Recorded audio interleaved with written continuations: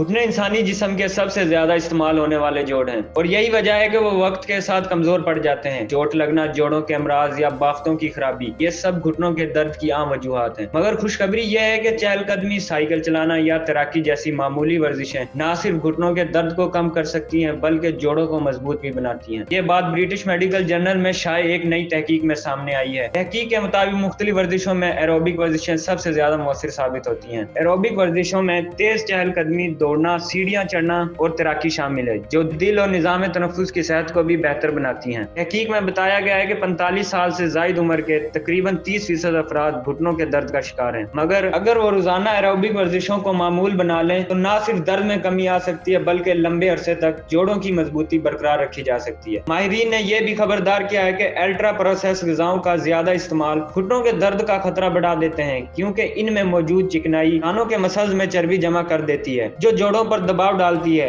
यानी अगर आप घुटनों को सेहतमंद रखना चाहते हैं तो दवा नहीं बल्कि रोजाना थोड़ी चहलकदमी या साइकिल की सवारी ही आपका सबसे मौसर इलाज है।